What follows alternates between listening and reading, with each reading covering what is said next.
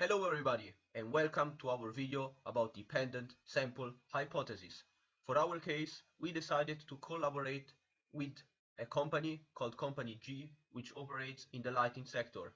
It was founded in Genoa, in particular in northern Italy, in 1954, and it offers lighting products and articles of high quality and design. Its target customers consist of private customers and professionalists, for instance architects. It has a large showroom in Genoa of 1,000 square meter, and as well recently they introduced an online website, basically an e-commerce. However, as the website is very recent, it doesn't have a huge impact on the sales. And therefore, in October of 2018, they decided to do a deal with a company called M and to charge them to be responsible for the advertisement campaign on Google, so Google Shopping and pay-per-click, with the aim of boosting online advertising.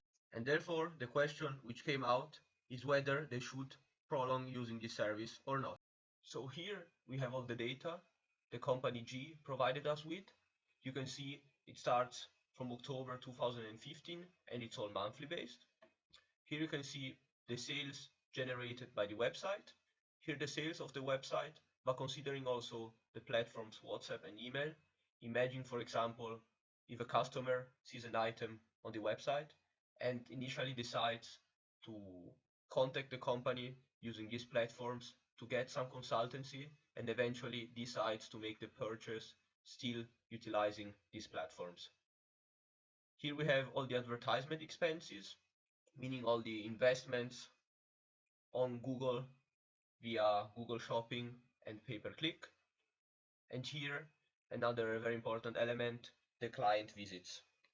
And here we have all the expenses to the company M, which started to have a weight when company G decided to outsource its process, and so they started having those fixed costs to the company M. And as you can see, as the data is all monthly and we have it from October till September, we decided to divide the whole into 4 periods, considering for one period 1 year, but here not meaning a calendar year, but a year from respectively October till September. Here you can quickly see the drafts of all the data we have, the sales on the website, and the total sales, so including also the ones due to WhatsApp and email. And this is the data we are then using for our analysis. Here we can see the advertisement expenses, which were just the ones of Google till October 2018, when the company G decided to outsource its process. So here we have falling advertisement costs on Google, but on the other side, fixed costs to the company M.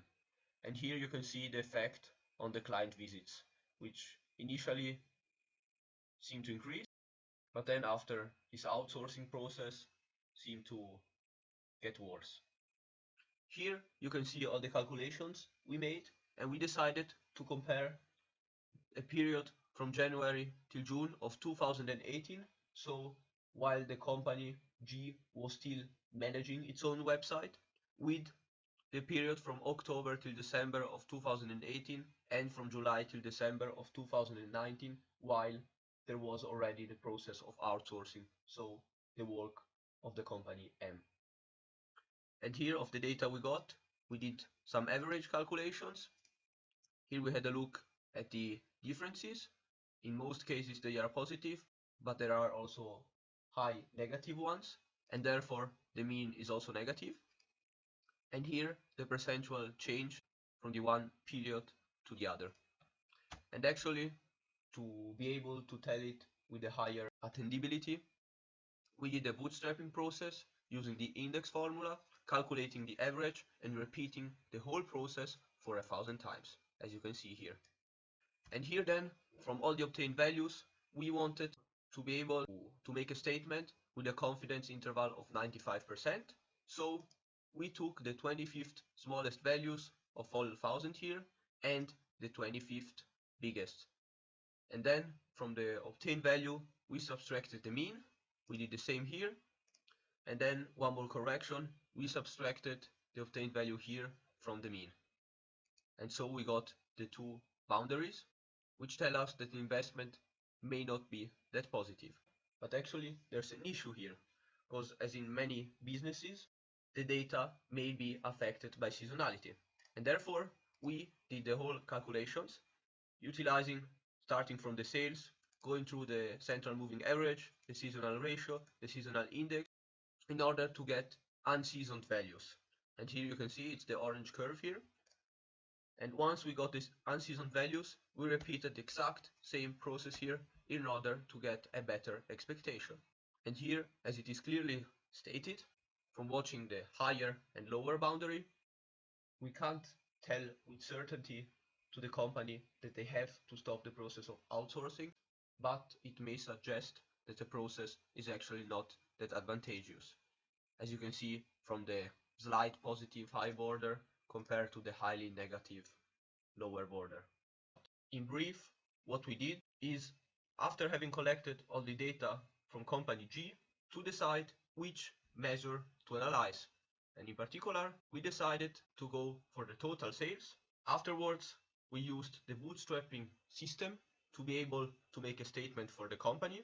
However, as in many companies, also the data of company G is affected by seasonality, and therefore, after calculating unseasoned values, we were able to come to our conclusion. We can't make a certain statement, but as the lower border is way more negative than the upper, we do recommend the company to think of a better way. Thanks for your attention.